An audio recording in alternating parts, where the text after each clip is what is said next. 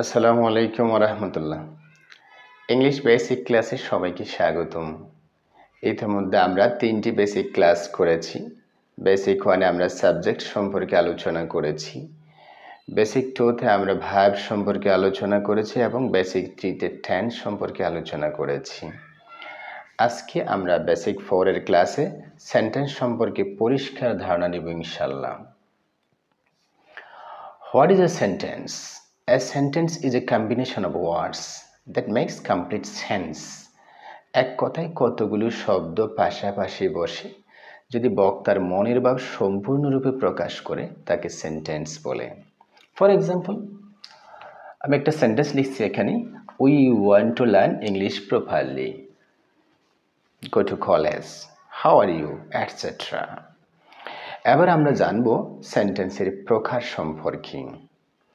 অর্থ অনুসারে 5 প্রকারের সেন্টেন্স রয়েছে, আমরা সবাই জানি।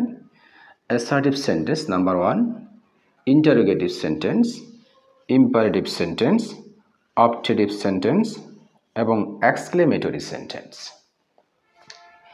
অ্যাসার্টিভ সেন্টেন্স বর্ণনামূলক বাক্য, শুরু হয় সাবজেক্ট দ্বারা এবং শেষ হয় ফুল স্টপ দ্বারা। যেমন you want to work hard, I have to reach in my goal,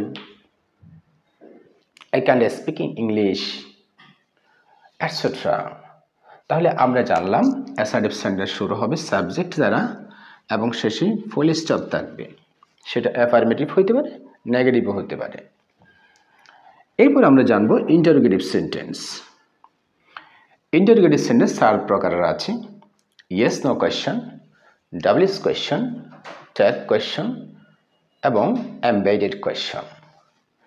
yes no question শুরু হবে অক্সিলারি অথবা মডেল অক্সিলারি দিয়া, do, does, did, am, is, are, was, are, have, has, had অথবা ক্যান, কুড, উইল, ওড ইত্যাদি দ্বারা। শেষে question mark থাকবে। কাজে অক্সিলারি অথবা মডেল অক্সিলারি দিয়া শুরু হবে, শেষে কোয়েশ্চন মার্ক থাকবে, এটাকে বলা হয় ইয়েস নো কোয়েশ্চন। এরপরে আছে doubles question.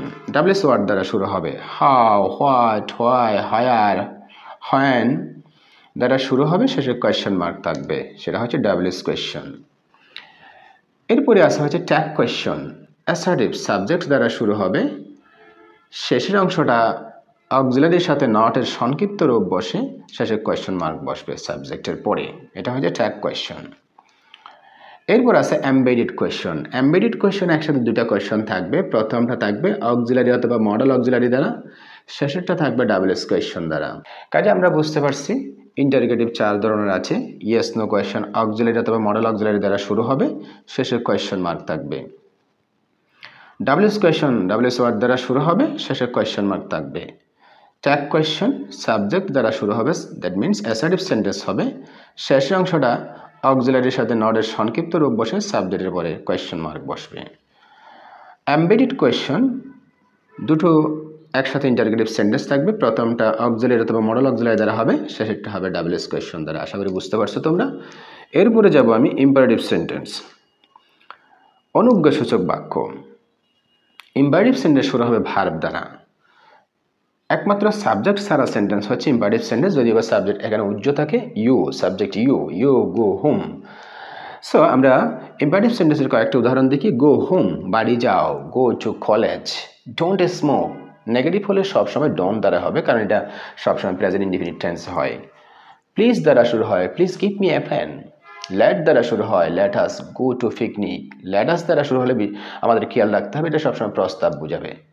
Late us go to college, চলো কলেজে যাই। তবে লেটের পরে আজ ছাড়া অন্যান্য pronoun let him, late them, let me থাকলে সবসময় সেটা অনুরোধ বোঝাবে।